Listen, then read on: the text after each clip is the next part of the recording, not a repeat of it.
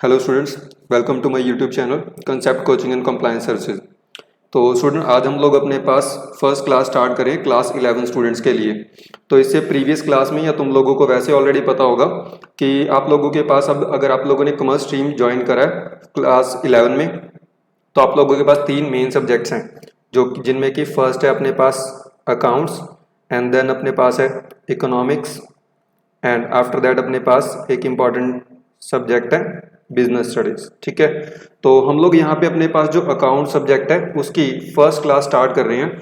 और अकाउंट्स में आप लोगों को स्टार्ट करने से पहले अकाउंट्स में आने वाली जो कुछ बेसिक्स टर्म्स होती हैं तो उनका मीनिंग समझना होता है। तो ये जो क्लास है या ये जो आपकी बुक का सेकंड चैप्टर है, तो ये बेसिक टर्म्स के ऊपर आपका चैप्टर है। और हम लोग इस स्लाइड में, इस वीडियो में हम लोग अपने पास जो अपने अकाउंट्स की बेसिक्स टर्म्स हैं उनको समझने की कोशिश करेंगे। ठीक है, तो ये मेरे पास अपनी खुद की बनाई हुई सेल्फ पीपीटीज है। हम लोग इनमें से जो टर्म्स है वो अंडरस्टूड करेंगे। बट यहाँ पे एक इशू है कि आपकी बुक में कुछ बेसिक टर्म जो हैं उनका मीनिंग दिया नहीं हुआ है, तो मैं इस स्लाइड में उन 2-3 टर्म्स को ऐड ऑन कर रहा हूँ और आफ्टर दैट हम लोग आपकी बुक्स के पैटर्न के हिसाब से जो अपनी बेसिक टर्म्स है वो कवर करेंगे। ठीक है, सो चलिए हम लोग अपने पास स्टार्ट करते हैं फर्स्ट बेसिक टर्म से, तो जिसमें हम लोगों ने समझना है कि meaning of financial year and meaning of calendar year. तो स्टूडेंट, हम लोगों ने अकाउंट्स में क्या करना होता है कि हमने अकाउंट्स में एक बिजनेस या प्रोफेशन के हर एक ईयर के प्रॉफिट निकालने होते हैं। ठीक है, और ईयर बाय ईयर हम लोगों को प्रॉफिट कैलकुलेट करके अकाउंट्स क्या करने होते हैं, नए सिरे से लगाने होते हैं। जैसे कि आप लोग अपने स्कूल में जो अपनी स्टडी परस्यू करते हो वो ईयर बाय ईयर बेसिस पे करते हो। आप लोगों ने फर्स्ट क्लास से स्टार्ट करा, फर्स्ट के बाद सेकंड, फिर उसके बाद नेक्स्ट ईयर आपकी क्लास चेंज हो जाती है थर्ड, फिर उसके बाद नेक्स्ट ईयर फिर क्लास चेंज होती है फोर्थ। तो दैट मीन्स आप लोग अपनी जो स्टडी है वो ईयर बाय ईयर बेसिस पे परस्यू करते हो। तो ऐसी ईयर की कौन सी डेट है जब आपका नया सेशन स्टार्ट होता है। ठीक है, तो आप लोगों को पता है कि आपके स्कूल में आपका जो नया सेशन है वो कब स्टार्ट होता है, 1 अप्रैल से। ठीक है, तो अब पूरे वर्ल्ड में हमारे पास जो भी ईयर बाय ईयर बेसिस पे होने वाली चीजें होती हैं वो हम लोग किसी एक स्पेसिफिक डेट को क्या करते हैं, स्टार्ट करते हैं। अगर आप लोग अपना वो ईयर बाय ईयर बेसिस पे होने वाला काम 1 जन से स्टार्ट करें तो आपके पास एक दूसरा ऑप्शन है कि आप लोग वो काम 1 जन मतलब हैप्पी न्यू ईयर वाले दिन से भी स्टार्ट कर सकते हो। बट दूसरा अल्टरनेटिव आपके पास क्या है कि आप लोग उस काम को 1 अप्रैल से भी स्टार्ट कर सकते हो। तो अपने पास यहाँ पे स्टूडेंट 2 तरीके के ऑप्शन होंगे कि अगर आप लोगों ने अपना कोई भी ईयर टू ईयर बेसिस वाला काम करना है तो आप लोग 1 अप्रैल से लेके 31 मार्च तक उसको खत्म कर सकते हो, या फिर 1 जन से स्टार्ट करके आप लोग 31 दिसंबर को भी उसको फिनिश कर सकते हो। तो इसी तरीके से आपके पास अकाउंट्स बनाने के भी आगे स्टूडेंट 2 ऑप्शन होंगे कि आप लोग फाइनेंशियल ईयर भी परस्यू कर सकते हो और उसमें कैलेंडर ईयर भी।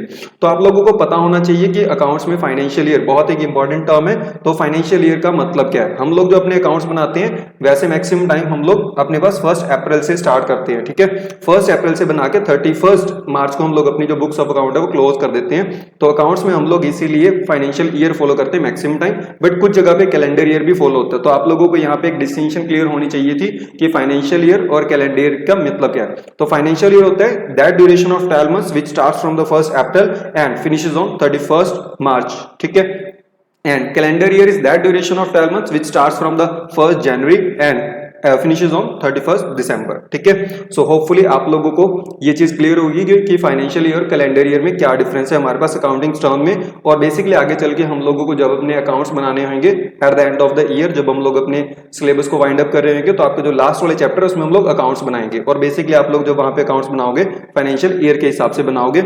और दूसरी चीज आप लोग इसको ऐसे भी याद कर सकते हो कि आपका जो एकेडमिक सेशन है वो भी किस हिसाब से चलता है, फाइनेंशियल ईयर के हिसाब से। क्लियर, तो होपफुली आप लोगों को फाइनेंशियल ईयर और कैलेंडर ईयर के बीच में डिफरेंस क्लियर हो गया होगा। अब मैं आप लोगों को जो सेकंड चीज है वो समझाता हूं। अब जैसे कि मान लो कि आप लोगों ने कोई भी बिजनेस स्टार्ट करना है स्टूडेंट, तो उसमें आप लोगों को सबसे पहले इनिशियल चीज क्या चाहिए, पैसा। ठीक है, सो पैसे को जनरल सेंस में हम लोग क्या बोलते हैं, अगर हम लोग वैसे अभी तक बात करें कि अगर आप लोग 10th क्लास पास आउट करके आए हो तो अभी तक आपके लिए पैसे का मतलब होगा मनी।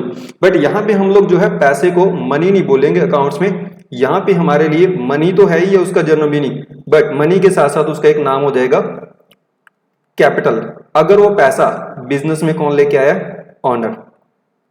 तो जैसे कि अगर आप लोगों ने स्टूडेंट कोई भी बिजनेस स्टार्ट करना है तो उसके लिए आपको सबसे पहले क्या चाहिए, पैसे की रिक्वायरमेंट है। तो जैसे कि यहाँ पे आपको लोगों को पता है कि मेरे पास जो मेरा बिजनेस वेंचर है वो under the name and style of concept coaching and compliance services है। ठीक है, तो concept coaching and compliance services में मैं सोल प्रोप्राइटर हूं और मैंने उसमें क्या करा हुआ, पैसा इन्वेस्ट करा हुआ है। ठीक है, तो इस बिजनेस में मैंने जब भी ये बिजनेस स्टार्ट कराएगा तो उसमें मैंने अपनी तरफ से कुछ इन्वेस्टमेंट करी होगी, कुछ पैसा लाके यहाँ पे एज ए इन्वेस्टमेंट स्टार्टअप कराएगा। तो इसमें जो मेरा पैसा लोगे स्टूडेंट, उसको हम लोग क्या बोलते हैं, उसको बोलते हैं हम लोग कैपिटल। अगर कल को बिजनेस में ये लगाया हुआ पैसा कम पड़ जाए या मेरे को और पैसे की जरूरत हो, तो मैं घर से और पैसा लेके आऊंगा, वो अपने सेविंग अकाउंट से ट्रांसफर कर दूंगा फर्म के करंट अकाउंट में, या मान लो कि शॉप के गले में हम लोग पैसा डाल देंगे। तो जब भी हम लोग एक ऑनर या एक प्रोप्राइटर अपने घर से पैसा लाके बिजनेस में वो पैसा इन्वेस्ट करता है, तो उस पैसे को हम लोग क्या बोलते हैं स्टूडेंट, कैपिटल। और ये जो ऑनर या प्रोप्राइटर बिजनेस में जो पैसा लगा रहा है, उस बंदे को हम लोग क्या बोलते हैं, प्रोप्राइटर या फिर ऑनर। और जिस बिजनेस में या जिस शॉप में या जिस वेंचर में पैसा लग रहा है, उसको हम लोग बोलते हैं बिजनेस एंटिटी। तो जो भी स्टूडेंट मेरे पास ऑफलाइन क्लासेस लगा रहे हैं, तो उनको ये एग्जांपल अच्छे से अंडरस्टूड हो गया होगा कि मेरे केस में मैंने जो पैसा लगाया है सीसीएस में, वो क्या हो गया, कैपिटल, एंड सीसीएस मेरे लिए क्या हो गया, बिजनेस एंटिटी, एंड मैं उस सीसीएस एंटिटी के क्या हो गया, प्रोप्राइटर या फिर बिजनेस ऑनर। क्लियर। तो इस एग्जांपल में या इस स्टाइल में मैंने आप लोगों को तीन चीजें समझाने की कोशिश करी है, meaning of owner, meaning of capital and meaning of business entity. इसमें आप लोगों के लिए स्टूडेंट सबसे ज्यादा इंपॉर्टेंट है कैपिटल का मीनिंग समझना। तो यहां पे मैंने कैपिटल के नीचे ही डेफिनेशन लिखी हुई है, it refers to the amount invested by the owner और the proprietor in the business entity. तो कैपिटल हम लोग किसको बोलते हैं स्टूडेंट, अकाउंट्स में कैपिटल बोलते हैं हम लोग वो अमाउंट को जो कि ऑनर ने इन्वेस्ट करी है किसमें, बिजनेस एंटिटी में। अब एक ऑनर स्टूडेंट अपने पास घर से पैसा भी लेके आ सकता है इन द फॉर्म ऑफ कैश, कुछ गुड्स भी लेके आ सकता है जिनको वो फर्दर बिजनेस में सेल के लिए यूज कर लेगा, या फिर अपने घर से कुछ एसेट भी लेके हम लोग अपने बिजनेस में आ सकते हैं। तो एक ऑनर या एक प्रोप्राइटर अपने बिजनेस में चाहे कुछ भी लेके आए घर से, चाहे वो in the form of cash लेके आए, चाहे in the form of goods लेके आए, और चाहे in the form of asset लेके आए, हम सभी को क्या बोलेंगे, capital introduced by the owner. Clear. तो आगे चल के आप लोगों के जो कैपिटल वर्ड्स है हर एक चैप्टर में ऑलमोस्ट सुनने को मिलेगा, तो होपफुली अब आप लोगों को ये कैपिटल है जो वो वर्ड क्लियर हो जाएगा। So capital refers to that amount which is invested by the owner और the proprietor in the business entity. Clear.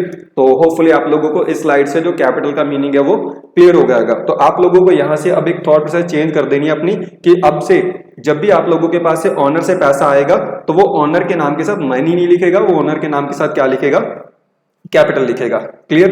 तो यहां पे हमारी कैपिटल की डेफिनेशन पूरी हो रही है। इसके बाद हम लोग स्टूडेंट सबसे मेन टॉपिक के पास आ रहे हैं, क्योंकि मैक्सिमम जो टाइम होता है ना आपकी बुक्स में इनिशियल चैप्टर में आप लोगों को ये ट्रेडर और मैन्युफैक्चरर की डेफिनेशन ढूंढने में बड़ी मुश्किल होती है, या तो दी नहीं होती, अगर दी होती है तो बहुत ही समराइज वे में दी होती है, जिससे आप लोगों को अंडरस्टूड नहीं हो पाता वो कंसेप्ट। तो ये चीजें समझनी बहुत जरूरी है। आगे चल के अगर आपको गुड्स का मीनिंग समझना है, या आप लोगों को रॉ प्रोसेसिंग वगैरह के कुछ मीनिंग समझने हैं, तो ये वर्ड्स या ये जो आपके पास मैंने इस स्लाइड पे प्रेजेंट करके है, गुड्स और सर्विसेज की डिस्टिंक्शन और ट्रेडर और मैन्युफैक्चरर की, ये समझनी बहुत जरूरी है। तो हम लोग यहाँ पे स्टार्ट करते हैं। अब स्टूडेंट आप लोगों ने मान लो कि अपनी लाइफ में कल को जाके एक एंटरप्रेन्योर बनना है, या फिर आप लोगों ने अपना खुद का बिजनेस वेंचर स्टार्ट करना है, तो आप लोगों को ना किन्हीं दो चीजों में से एक चीज में से स्टूडेंट डील करना होगा, या तो आप लोग गुड्स में डील करोगे या फिर सर्विसेज में। जैसे कि अगर मैं मान लो कि आपको पढ़ा रहा हूं, तो मैं आपको क्या डिलीवर कर रहा हूं, सर्विसेज। ठीक है। सो मैं डील कर रहा हूं सर्विसेज में। बट अगर मान लो कि कोई एक और पर्सन है जो कि लाइक जैसे हीरो की बात कर लो कि हीरो मोटरसाइकिल्स बेच रही है, होंडा वाले मोटरसाइकिल स्कूटीज वगैरह बेच रहे हैं, तो ये किस में डील कर रहे हैं, ये बेसिकली डील कर रहे हैं गुड्स में। हमारे आसपास जो ग्रोसरी स्टोर वाले होते हैं, ये ग्रोसरी स्टोर वाले किस में डील कर रहे हैं, गुड्स में। ठीक है। तो स्टूडेंट हम लोग जब भी कोई एंटरप्रेन्योर या हम लोग किसी भी चीज में डील की बात करते हैं, तो हमारे पास दो ऑप्शन होते हैं, या तो हम लोग किसी भी बंदे का बिजनेस जो हो सकता है वो गुड्स में डील करता हो सकता है, या फिर वो सर्विसेज में। जो भी बंदा सर्विसेज में डील कर रहा होता है स्टूडेंट, उसको हम लोग बोलते हैं प्रोफेशनल। ठीक है। सो जो भी बंदा सर्विसेज में डील करेगा, या जो बंदा दूसरों को, अपने कस्टमर को, अपने क्लाइंट्स को सर्विसेज प्रोवाइड कर रहा है, उस बंदे को हम लोग बोलेंगे सर्विस प्रोवाइडर या फिर प्रोफेशनल। ठीक है। बट हमारी बुक्स में हम लोगों ने प्रोफेशनल से कम डील करना है, और गुड्स डील करने वाले बंदे से या ट्रेडर या मैन्युफैक्चरर से ज्यादा डील करना है। तो आपके लिए ये जो पोर्शन है ये थोड़ा सा लेस रेलिवेंट है, बट ये वाला पोर्शन आपके लिए थोड़ा सा ज्यादा रेलिवेंट है। तो हम लोगों के पास इनिशियल वाले चैप्टर में जो भी क्वेश्चन आ रहे होंगे वो ऑलमोस्ट ट्रेडर या मैन्युफैक्चरर से रिलेट कर रहे होंगे। तो अब आपको यहाँ पे ये समझ आ जाएगा कि जब भी आप लोगों ने कल को इन फ्यूचर अगर एक एंटरप्रेन्योर बनना है, तो एंटरप्रेन्योर के टाइम पे आपको दो चीजों में से एक में से डील करना होगा, आप दोनों में भी कर सकते हो। अगर आपने सर्विसेज में डीलिंग स्टार्ट करी तो आप लोग कहलाओगे प्रोफेशनल, अगर आपने गुड्स में डीलिंग स्टार्ट करी तो आप या तो ट्रेडर कहलाओगे या फिर मैन्युफैक्चरर। अब ये एक इंपॉर्टेंट पॉइंट है स्टूडेंट यहाँ पे कि आप लोगों को ये समझना कि आप लोग अगर गुड्स में डील करते हो तो गुड्स में डीलिंग करने वाले को कब ट्रेडर बोलेंगे और कब मैन्युफैक्चरर। सो जैसे कि हमारे पास एक ग्रोसरी स्टोर वाले का एग्जांपल लेते हैं कि जो ग्रोसरी स्टोर वाला होता है वो क्या करता है कि वो जो भी ब्रांडेड प्रोडक्ट्स होते हैं, जो भी कंपनीज के थ्रू मैन्युफैक्चर प्रोडक्ट होते हैं, उनको मार्केट से होलसेल रेट पे बाय करके लेके आता है और अपने कस्टमर्स को एमआरपी पे या फिर वो रिटेल प्राइस पे सेल आउट कर देता है। ठीक है, तो ये जो ग्रोसरी स्टोर वाला बंदा हो गया, ये बेसिकली हमारे पास क्या करता है, ये मार्केट से फिनिश फॉर्म में गुड्स लेके आता है और उन्हीं गुड्स को आगे कस्टमर को क्या कर देता है, सेल करता है विदाउट एनी प्रोसेसिंग। वो उसमें कुछ भी प्रोसेसिंग नहीं करता, बस वो उसको बल्क क्वांटिटी में लेके आता है और छोटी छोटी क्वांटिटी में सेल कर देता है। बट एक्चुअल में जो गुड्स का फॉर्म होता है उसको चेंज नहीं करता, बस क्वांटिटी बड़ी से क्या कर देता है, छोटी कर देता है। तो एक ऐसा बंदा जो कि जिस फॉर्म में गुड्स लेके आ रहा है उसी फॉर्म में आगे कस्टमर को पास ऑन कर रहा है, तो उसको हम लोग बोलते हैं ट्रेडर। ठीक है, बट वहीं पे अगर हम लोग हिंदुस्तान यूनिलीवर की बात कर लें कि एक रिटेल शॉप वाला बंदा है जो हिंदुस्तान यूनिलीवर से एफएमसीजी प्रोडक्ट खरीदता है और फिर उनको आगे बेच देता है, तो वो दुकानदार तो हमारे लिए हो गया ट्रेडर। बट जो मैन्युफैक्चरर, अगर हम लोग हिंदुस्तान यूनिलीवर की बात करें तो जो हिंदुस्तान यूनिलीवर है वो सोप्स बना के बेचती है या कोई भी एफएमसीजी के प्रोडक्ट होंगे वो बना के बेचते हैं।